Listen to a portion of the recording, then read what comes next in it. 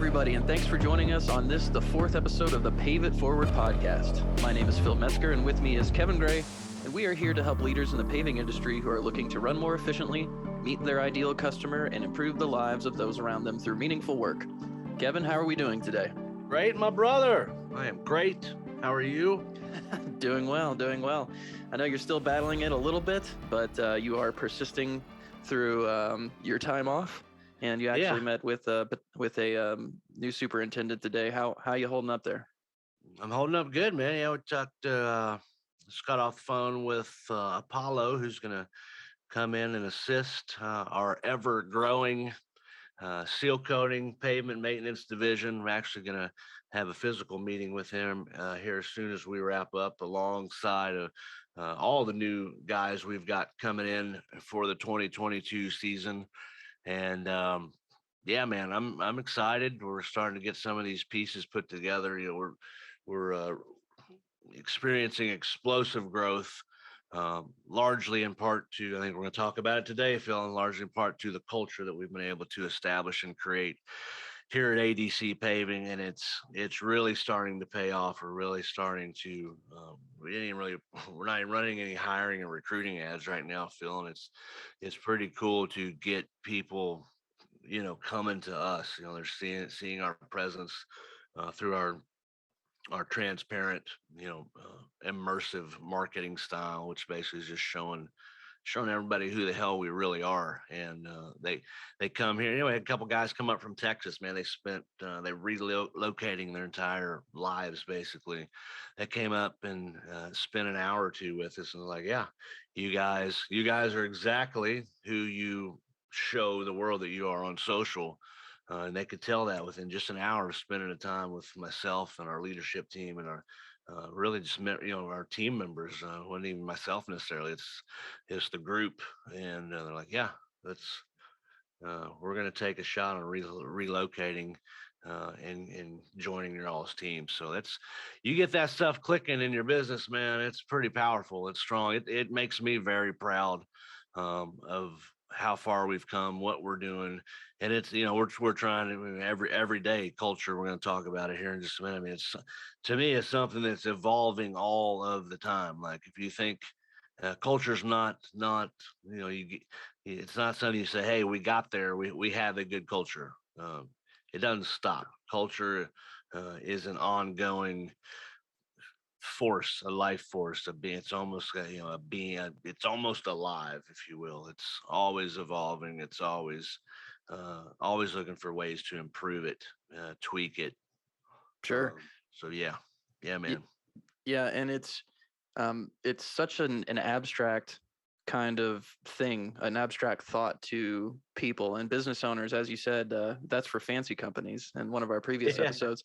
And I mean, honestly, it's that's how it's been treated in business, just the way kind of American capitalistic type business works. You know, you give people the hard data, the hard facts, and then you try to build something off of your product.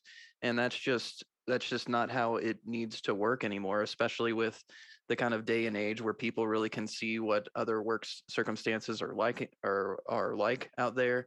And to just be able to have culture really leading your business and taking you different places that operations and marketing alone can't do is fascinating. And we're going to try to narrow it down and give a good synopsis here in this episode. But before we dive into all that, I just wanted to tell you, the listeners, that this show will be a weekly podcast that we will release on Wednesday or Thursday, and it is now on all major platforms. So subscribe where you prefer to watch or listen, and place your comments on the episode on our Instagram or YouTube accounts. Speaking of which, our Instagram account is @_Pave It Forward, and our YouTube channel is Pave It Forward if you want to see our faces. Thank you for the feedback we've already received. Next week is going to be a big week for us, announcement wise. And over the next month, honestly, is going to be probably some of the more exciting times in my career. We keep building upon what people are asking for. And to be able to provide some of those answers in different forms has really been invigorating, I know, for both of us. And to see that rock and roll, man. Yeah, man. I mean, from day one, people have been curious about this stuff. And that's why, I mean, this show is all about marketing, culture, and operations, basically because that's the type of questions that we always seemed to get over the last Mhm. 3 to 4 years Yep. through ADC. And so it's really neat to bring this to the forefront and see what else can kind of come of it. And it's neat to be able to, in the past we've always just responded, to messages and things like that, and gave well thought out answers. It's nice to be able to talk about this, especially since a lot of this stuff uh, keeps being brought back up. So this is kind of our last introduction episode. In the first, we just gave an introduction of the podcast and ourselves. The second, we covered operations. The last one, the third episode, we covered marketing, and this is culture. So from now on, we're diving deeper into those topics and questions from those categories of operations, culture, and marketing, then how they kind of mix within your company. We're going to dive into the specific questions we get. So Kevin and I, we're talking about culture today, though, and this is a big one, and we're basically just going to be giving an overview, kind of what we found to be the bedrock of culture to kind of build upon in this age of business. And the goal of our podcast, is to help business owners and leadership meet their ideal customers, run more efficiently, and improve the lives of those around them through meaningful work. When we had kind of written that, the quote unquote improve the lives of those around them through meaningful work was our culture piece. It was the portion of our podcast that was dedicated to, quote unquote culture. But, you're finding that even when it comes to operations and stepping up there, and in marketing, showing that genuine vulnerability and being exactly who you say you're going to be, or portray to be in those videos, that's culture too. So Kevin, we're getting to you in a second, but first, let's get the nerd definition of culture out of the way. There were about 18 of them, but I kind of picked four here from Merriam-Webster, and that is the act of developing an intellectual and moral faculties, especially by education. Another one is the customary beliefs, social forms, and material traits of a racial, religious, or social group. A third is the set of shared attitude, values, goals, and practices that characterizes an institution, which is probably the way we think about it. And then one more, enlightenment and excellence of taste acquired by intellectual and aesthetic training. So it's all basically just saying how someone identifies you as a group. So Kevin, let's bring you in here. What do you remember about the first time, like the concept of culture started to turn some gears in your head with ADC? Like, was there a point in time, whether it be before you took over or after you took over or out of necessity, that you started thinking about culture? Oh, it was definitely after. It was several years into my ownership, our ownership of the company here, and it was, man, it was probably at least a solid 2, 3, maybe if not even 4 before I even thought about culture or really started to excuse me, open my mind to the concept of what culture even really was. Um, and again, it stemmed back um, to a local mentor here. And I just saw and again, it was perception from the outside world into what I perceive their company to look like, what I perceive their ethics, morals, values, standards, customer experience. The whole 9 yards. The whole package of what this company was, what they stood for, what they believed in. And you can't have that stuff without culture at all. So it really that was the point where I was like, all right, if we want to look like that, and at the time it was, um, I think at the time it was out of necessity to maybe gain more customers. I think that culture feels like, all right, we want to make it started with money. It started with money. It's like, and I found very quickly that culture has very little to do with money or increasing revenue or anything like that. It's about but that's initially where my fascination started. It was like, all right, if we can look better to the consumer, if we can present this aura about us, then we ought to be able to generate more revenue. And when I met with meeting with my mentors, and he started talking about culture, uh, it became very apparent that if we wanted to differentiate ourselves, if we wanted to be better than everyone else, if we wanted our um, our company to operate at a higher level, our Mm, employees to be happier, to feel more, more. We've always promoted a family operated and oriented business. We wanted to feel more of that. Then we had to really dive in and figure out this culture piece. And like you said earlier, I mean, I've always prior to that, I always perceived culture or whatever. I don't even know what understood what culture was back then, but you always think, um, we were, still sure, are to some degree, a small kind of mom and pop small business, very family oriented, very close knit. I always thought that culture was something that corporate businesses, do. They've got, you got the core values on the wall. You've got a mission statement. You've got all that stuff. I mean, it didn't even translate to me that any of that was important to going out and paving driveways and paving parking lots. Like sure, at that, to me, it was like, all right, we need good equipment, decent equipment, and we need skilled and talented guys to go execute the work.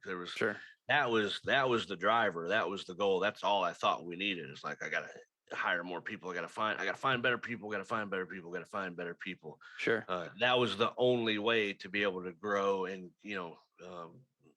make more money. Basically, was and it's actually quite the opposite, because once you establish and maintain and foster a great culture, the people will come. Like we kind of sure. started this earlier. You don't even necessarily have to go looking for people. You don't have to recruit. Um, a great culture almost puts your recruiting on autopilot Sure. to some Yeah, degree, it's right? interesting that you frame it as recruiting too, because the only other place I can think of that I really heard about culture was in a locker room for sports, like the atmosphere of the locker room, the culture around the program. Right, Yeah. right. Yeah, absolutely, man. So Kevin, how would you define culture, and then what did it really what does culture look like in your book? Man, defining culture. I mean, a lot of when I think about culture, I think about the word integrity. I think about what that looks like. Doing what you say you're going to do. Um, and I think culture. You've almost got to be. It kind of starts with the leader too, though. I think. I mean, you've got to be. Um, Brian Hess, a good friend of mine, he talks about a lot. I said you've got to be the evangelist for your company, and most of the time, that's the leader being the evangelist of the company, telling the story, and being basically the example of what you want your culture to be. My culture may look totally different from someone else's, right? I mean, to have a good culture doesn't mean here's the blueprint to culture. Everyone's culture should look different. I mean, right? If you've got a good Sure. culture, it should be unique. It should be your own. It should be something you take pride in. So when I think about culture, I think it starts at the top. I think it starts with uh, with the person, kind of whose baby it is.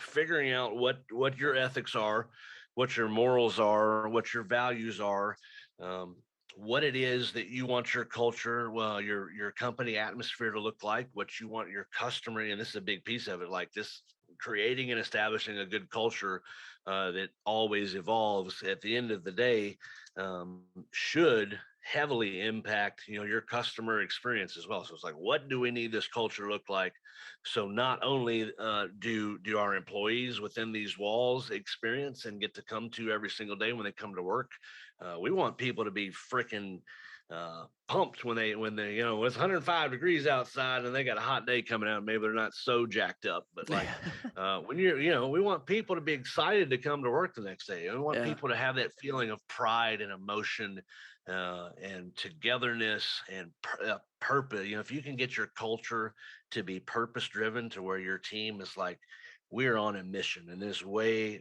bigger than blacktop. I'm getting out of bed.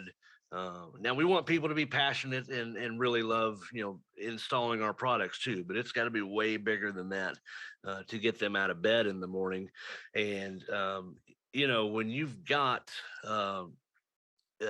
your culture established, that leader has got to, going back to to it being, the leaders setting the example. I mean, they got to live it. They got to eat, sleep, and breathe what the culture, you know, how they envision it. And Sure. if the leader cannot be committed to that, then the culture is never going to happen. And Sure.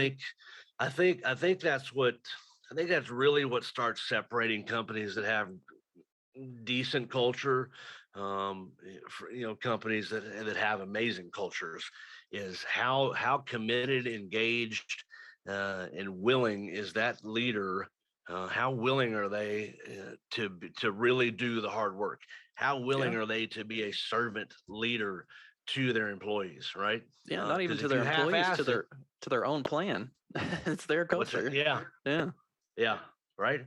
Yeah, I mean, if the leader is half-assing it, or if they, the motto we're going to use this year at ADC, I believe, is going to be actions over words. So it's one thing for me to sit here and say, this is what our culture is going to look like. This is who we're going to be. This is what we're going to do. If that person isn't actually backing that up with some action, it isn't going to be long before that culture is meaningless, right? Sure. I mean, Yeah. it doesn't work. And going back to the point I think we started this episode with, like, all of these new folks that we've got coming into our business this year, they were drawn here because of what they saw with their eyeballs, the words, if you will, Hmm. from our social media presence or however they found us. And spending 1 hour, driving from Texas, spending 1 hour with us and seeing the actions actually in place, they're like, boom, we're coming, Hmm. right? So if the actions don't align with the words you're speaking, it's never going to work. And owners, leaders like myself that say they want to create and establish and foster an amazing culture, they have got to do the work. They've got to be a servant leader for their team. And a lot of folks are mistaken, especially some of these younger folks in these, this new generation. This sounds so cliche because all the old. I'll be 41 here in a couple weeks. Yeah, I The remember old like man. all the old timers when I was growing up. Like, oh, back in my day, Natural part of life, Kev. but it's right. It's Yeah. just a natural part of life. But my point with that is, like, you've got so many people are there's such a sense of entitlement, and especially like with uh, these younger guys. And it doesn't have to be younger guys. It could just be a mindset or the way someone thinks that, like, when they finally make that foreman position, or they finally get a promotion at work, or now I'm the foreman, I got the truck, I got the salary, um, they think they made it to the top of the mountain. Well, sorely, sorely mistaken, my friends, because when you get that promotion, you've now become the foreman, or myself. I'm going back to talking about the leader of the Sure. company, having to exhibit and foster this culture. You're going back to the bottom of the mountain. You used to work for your foreman, like, and now you are the foreman. Um, if it's a 7-man crew, well, you now work for the 6 other folks that are on that crew, right? Right. Like, if you're, if it, they don't work for you, you work for them. It is your job to nurture them, to train them, to be engaged with them, and really exhibit servant leadership to those other members on your team. You can't get culture without that. The Sure. leadership, the ownership, the management, they got to be all in, and they've got to understand what it looks like to serve the people that work for them. Like I said, they don't work for you; you work for them. And remember that one. That's that's a good lesson I learned. That's when some things really started clicking too. Was um, when you figure out and realize that shift. Sure. And culture also comes into play because if with any shift in your business, obviously it starts with the leader, or it should any conscious effort to make a shift in your company's direction or the way your company operates. And we're talking about working for other people, but it starts with culture. Any of those changes as a business leader. But when it comes to actually serving those other 6 people, uh, that culture really winds up being your set of rules, your way to yourself stay engaged, your way is yourself to motivate yourself. It's the way you want your company to operate, is what I'm trying to say.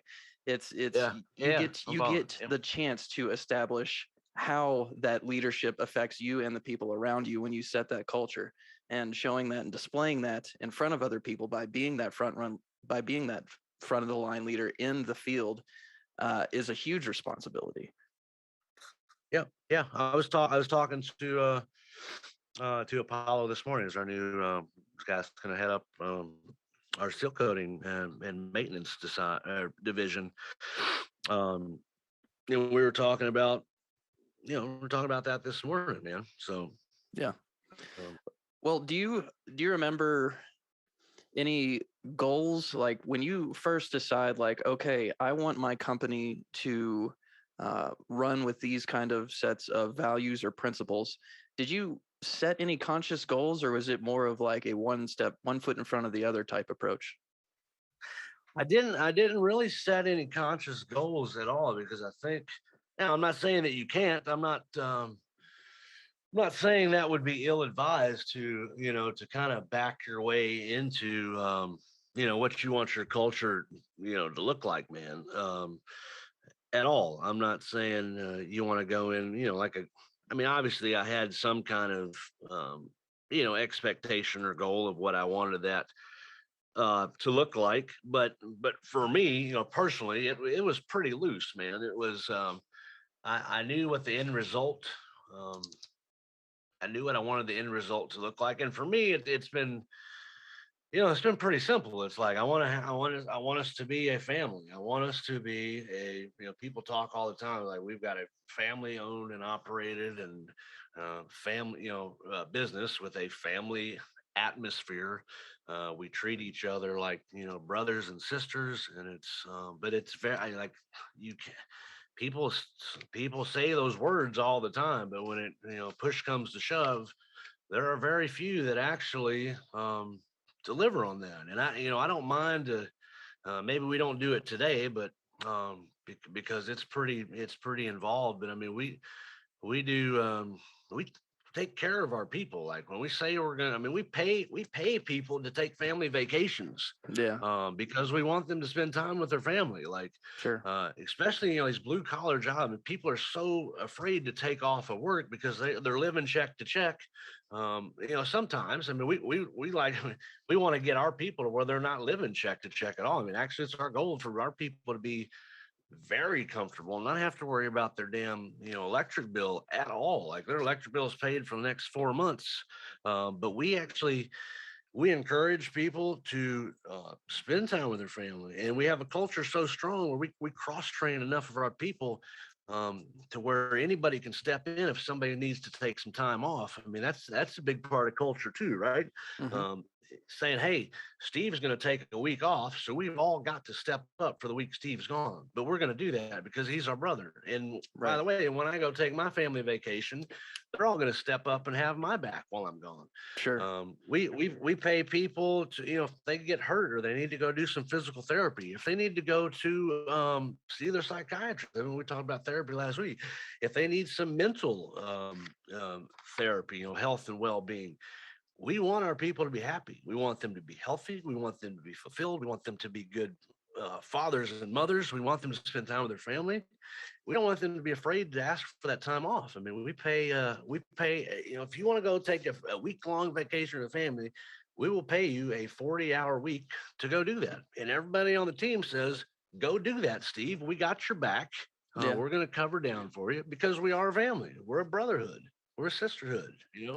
Well, I know Um, firsthand that that is taken pretty much the entire 3 to 4 year period to really kind of make that transition. And I oh, don't yeah. really know Yeah. what Yeah. you were like before that, because you had clearly started to make some transitions, whether it be, signs across the office and things like that. Uh, did did you ever get, because so it starts with the conscious steps. I know, like, it's great to, so everyone out there may be thinking, or a lot of people maybe think, well, that's great that you are at this point where you can pay your employees vacations. But it started with a lot of very simple steps and kind of those rules you put up. But were there any challenges by employees? I am very empathetic to, let's face it. I mean, you get in this blue collar industry, there are people that have had pretty terrible upbringings and childhoods, and not all of them, but I mean there are cases of people that haven't had the greatest lives growing up. Sure. So I'm pretty lenient to that stuff up to a point. I mean, there's got to be some point to say, all right, we've given you enough chances. Like, Right. and again, that goes to culture too. We're not going to say, oh, you don't do these 10 things or you broke. Now, our non-negotiables are pretty. I mean, those are non-negotiables. Like, you break any of those three, man, it's Yeah.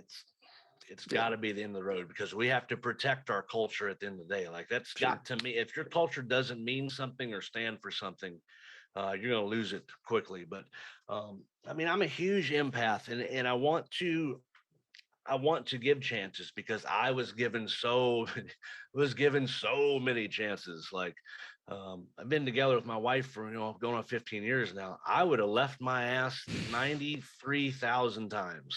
Like, Yeah. I mean, literally. And it's like, so I'm all about giving some chances and standing beside people and helping people. I probably wouldn't be alive today if it weren't for my wife. Like, and I operate and kind of run our culture and our business that way too. Like, we say we want to change lives, we want to improve lives, we want to make generational change and trajectories for our employees' lives and futures, and their kids' lives and futures, and their kids' lives and futures.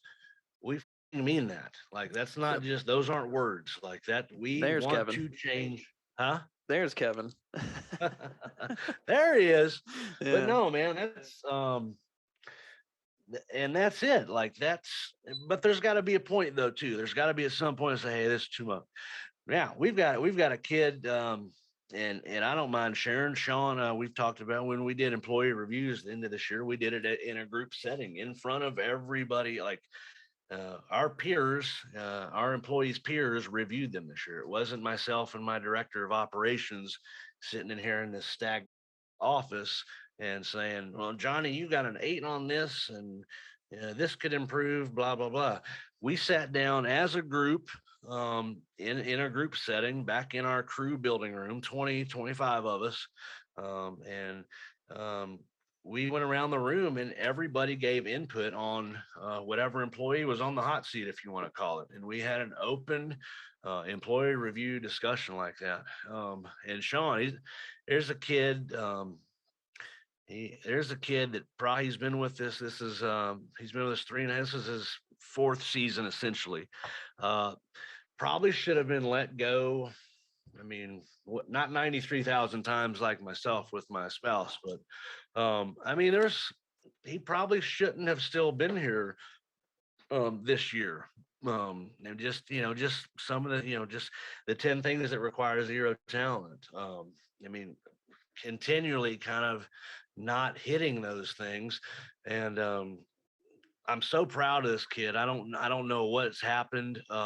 I like to think hopefully it's some of it's our culture and our brotherhood and our family business here that has helped him turn over a chapter, a new corner in his life, because that kid this year, I mean, he's running our paver now. Like, he's our paver operator, and probably one of the best we've had since I've been here and doing so.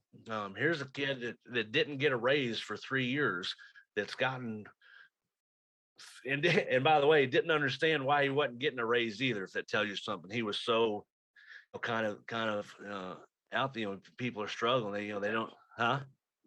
Yeah, he's like, well, he's like, I've been here 3 years. Why can't I get a raise? Like, well, you can't do the 10 damn things. I'll give you as many raises as you want if you can do your job. And this kid, I mean, he's got 3 or 4 raises within the last half of the season, because he's turned such a corner.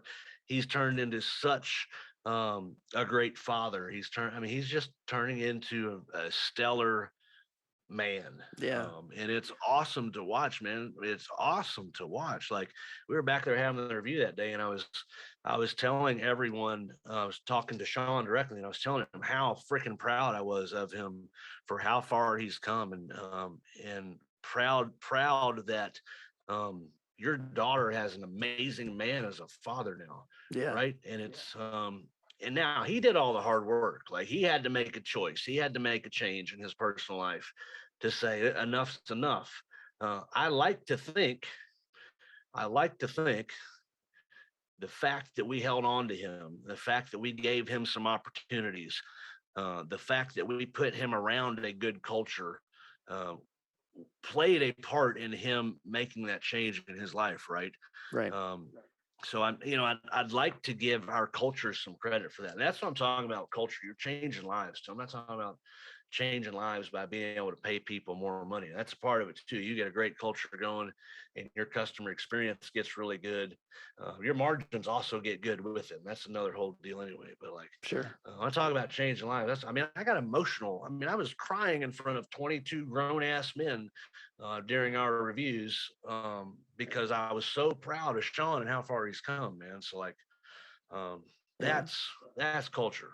Yeah. And it's tough to define because it's tough to define exactly what culture is because it has to be your own because only you know how Kevin Gray can best be empathetic with someone while motivating, your set of skills to best help someone. So that's why it's a tough kind of concept to wrap your head around and how to start, but it really is just Gotta kind of start. identifying what it can be the best possible work scenario for you and your people, to a goal to get to on a daily Yes. basis. And Sean has been awesome. He came in on the exact same time I did, and Yeah. Yeah. I You've seen think it. I don't know Sean's personal life, so I can't give you, full credit. But yeah, you do have to think that No, a no. It's supportive environment, and I'm saying that's what you're saying, but you have to yeah. think that the Yeah. supportive environment, it's a second chance industry, and you don't take that lightly. Yes. You're saying I am Yes. here to help. Here are the rules, which is every business basically.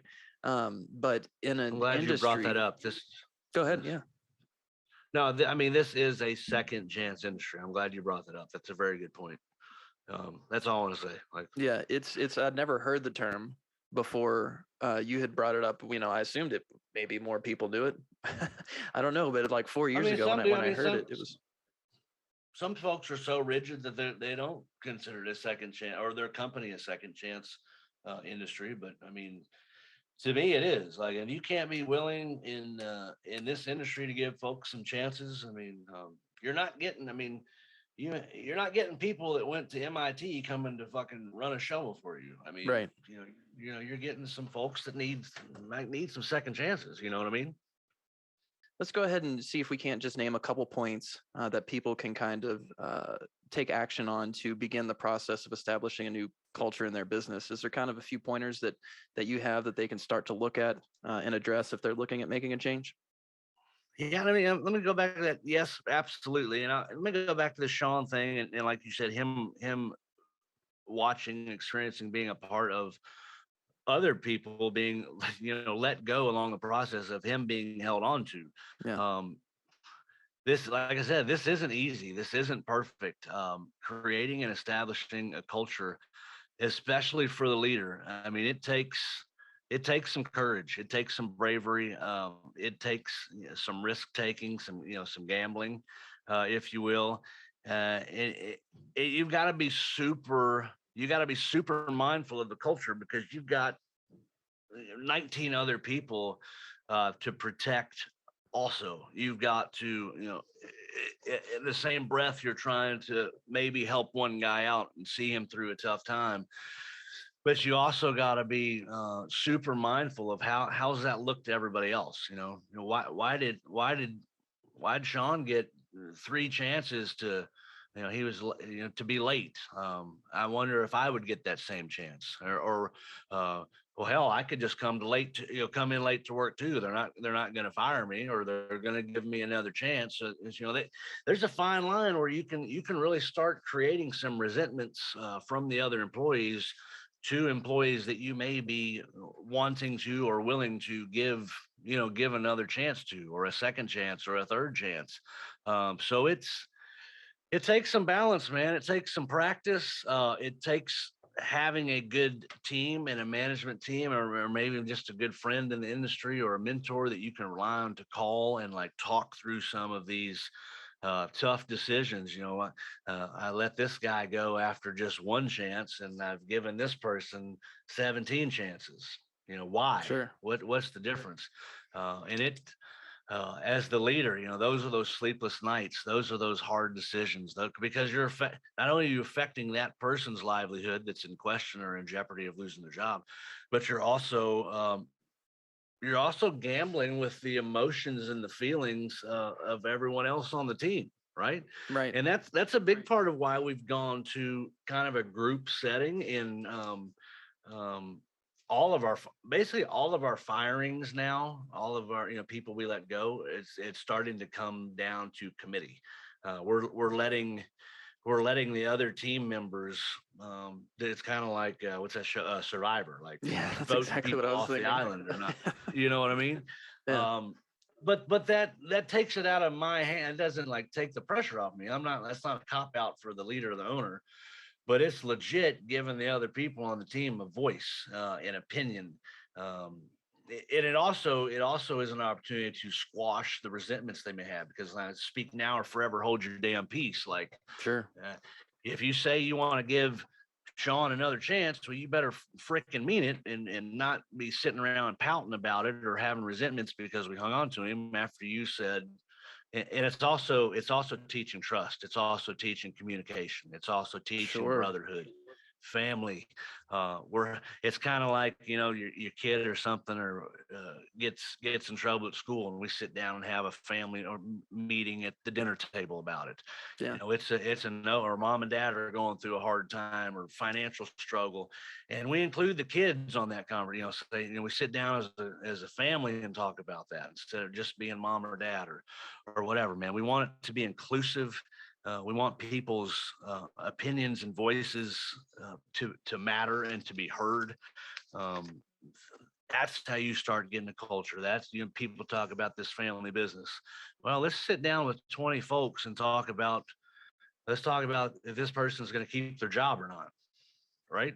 Right. Um, Yeah, and also that adds a certain layer to when you add a group setting. Like it doesn't escape anyone, I'm sure, when you sit down in that group setting on whether to keep someone around or not.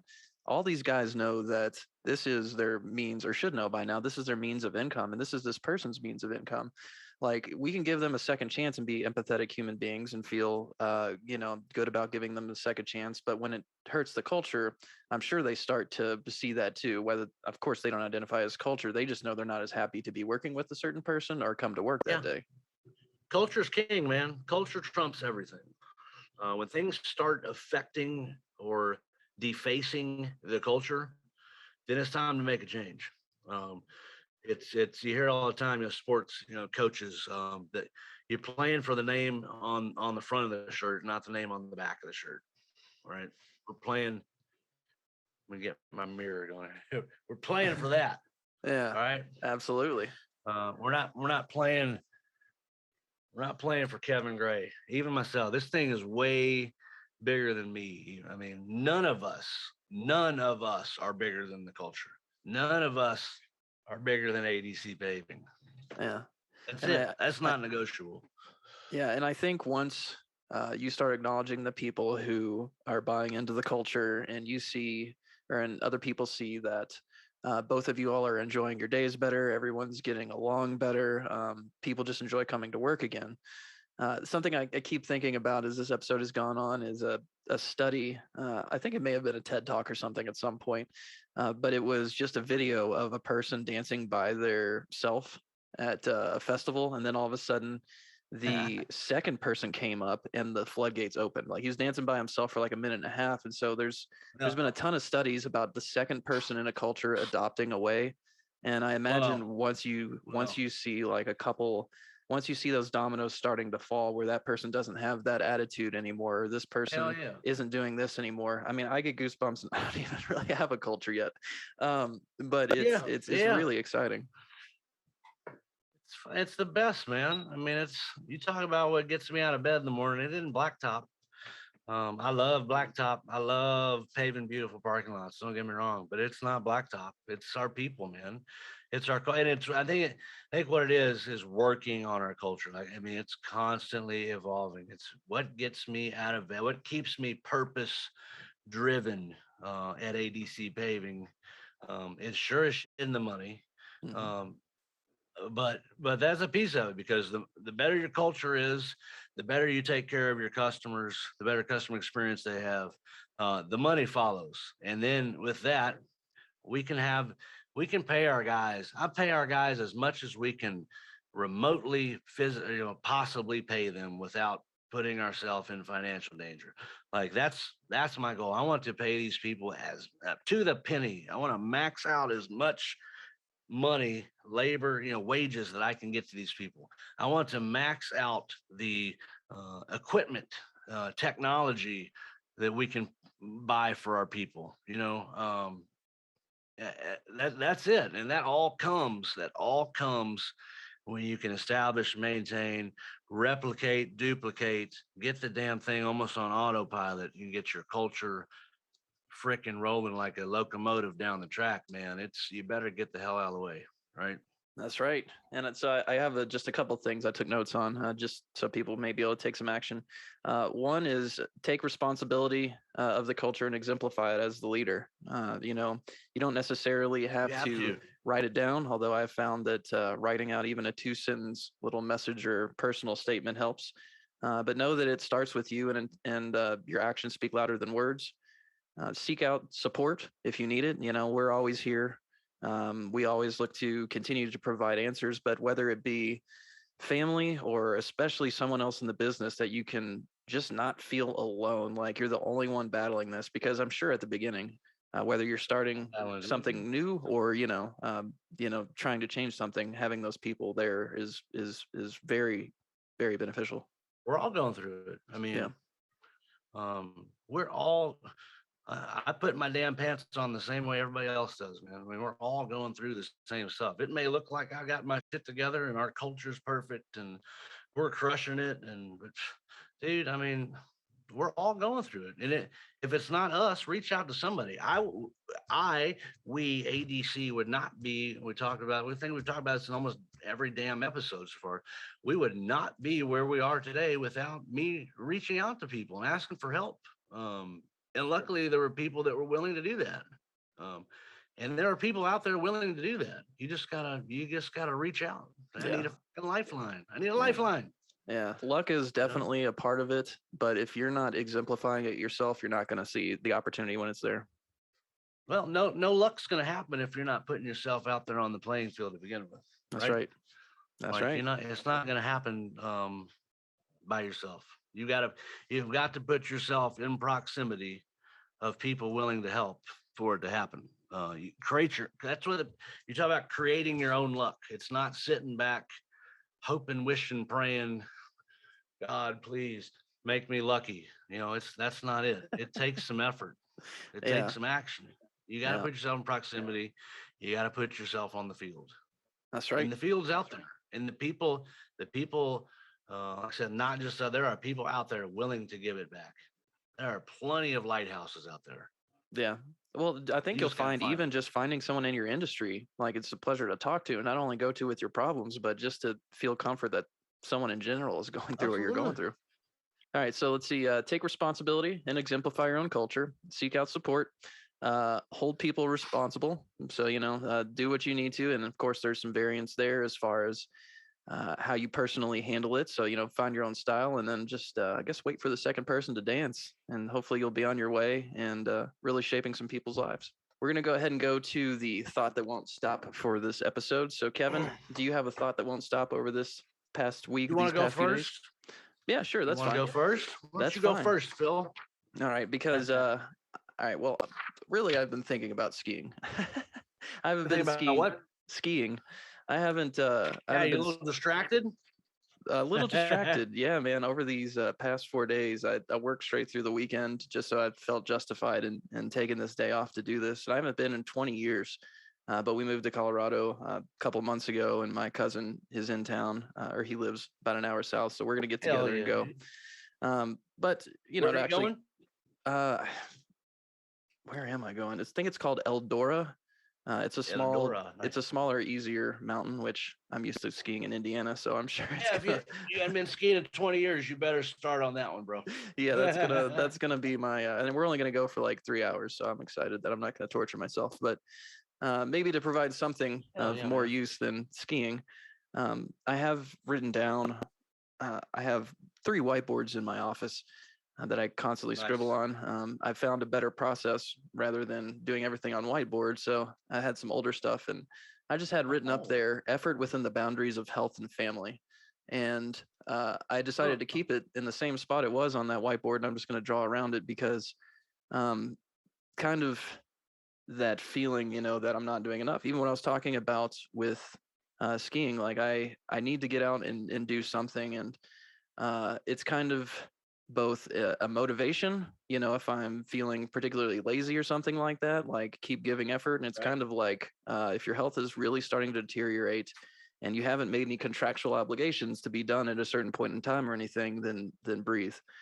Because as I Yeah. told you earlier, I feel like I'm starting to mold around my computer and just becoming Get some air, man. Get some yeah, mountain air, brother. becoming part of the computer I work on since we got back New Year's Eve. We fell asleep at like 8 o'clock p.m. I woke up the next day and I've been working since. So yeah, Wow. I'm just staying healthy Take a and super flow, excited. man. Yeah, yeah. But enough about my skiing. What's your thought that won't stop, Kev? My thought that won't stop is character during adversity. Mhm. And that is stemmed from I watched, and it stopped me dead in my damn tracks because I, you know, eh, Nick Saban's got this persona that most people think. I think and all the great coaches. I mean, everybody. Your Tom Brady's like Bill Belichick's, Nick Saban, John Calipari. They think they're these highfalutin, egotistical holes, basically. Sure. Narcissistic. Um, but you could, and it was awesome because when the audio on ESPN picked it up when he went and shook Kirby Smart's hand last night after the national championship game, and he was so genuine. And you could tell it in his voice, you could tell in the words he said, you could tell it by the tone of his voice, his facial expressions, that he was sincerely and genuinely happy that Kirby Smart won that game last night, that Georgia beat them. Kirby Smart is one of Nick Saban's descendants, basically. He used to Hmm. be on Nick Saban's coaching staff. Um, so basically, the student beat the teacher last night, and just the character he exhibited in defeat last night was amazing, and I can relate to that. As a business owner, what's your character look like during adversity? What are your morals and ethics and values look like when a job's costing you money? Like, what's it look like everybody says they got character and values and ethics until it costs them money. Sure. Um, my buddy Brian and I talk about that a lot, man. And it's what do you do? How do you respond? Do your beliefs, do your core beliefs, values, integrity remain the same in good times as in bad times, the same as they do during good times. So Sure. How that's do you my handle thought it for when the your most blood's time, man. boiling? Yeah. Yeah. Yeah, or thousands of dollars are being drained out of your bank account because you screwed a job up, or um, Or you have you a know, 100 football players that you've been working towards one goal and it just was yeah, foiled, and now you got to go shake the winner's hand. Yeah, that's yeah, yeah. He handled it. I mean, it's total class act, man. yeah, actions over words. Actions over words. So, in closing this episode, just wanted to say that next episode we will have quite a few announcements. As I said, it's getting really exciting Mm. around here, and to be able to further answer people's questions is really thrilling us. But the formats for this episode going forward, we'll dive into specific questions that you all may have. We do have a lot of sources, including a yearly paving industry report, which will be launching shortly after this episode releases. But the purpose of the paving industry report is to ask paving and seal coat industry professionals about their common problems, tactics, and strategies so that we may find common solutions and share them with the industry in a yearly report. Our website will host all the questions and answers along with the resources to discuss ways industry members might better their practices and processes. We're actually going to follow up the report with Kevin interviewing a series of people that are knowledgeable in the paving and seal coat industries. It was awesome last time around, last year. If you want to look up Paving Industry Report on YouTube, we have 4 or 5 different interviews there, and really informative there. But we're going to poll everyone again this year, and we're going to take all the results just of common questions and report them back to you guys. So, maybe I think for a lot of people, it actually was a source that they're not alone.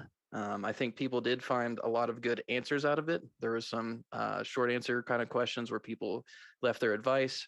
And it was really useful to not only be able to have people answer those questions, but they could submit questions about those topics. And then you guys have talked about it and absolutely killed it. So that's going to be happening very soon. Once again, our Instagram is @_Pave It Forward, or on YouTube as Pave It Forward. And we'll be releasing these podcasts on Wednesdays or Thursdays. And we're now on all major platforms, including YouTube. So if you don't mind, go ahead and subscribe for us. Kevin, before we wrap this, any last thoughts for the people? Don't kill yourself on the slopes today, man. The world needs you, brother. Enjoy yourself. But I might go a hair above bunny slopes, but that'll be about it. yeah, there you go. Have fun, my brother. Thank you. This has been the Pave It Forward podcast, where we aim to help leaders in the paving industry who are looking to run more efficiently, meet their ideal customer, and improve the lives of those around them through meaningful work. Thanks for listening.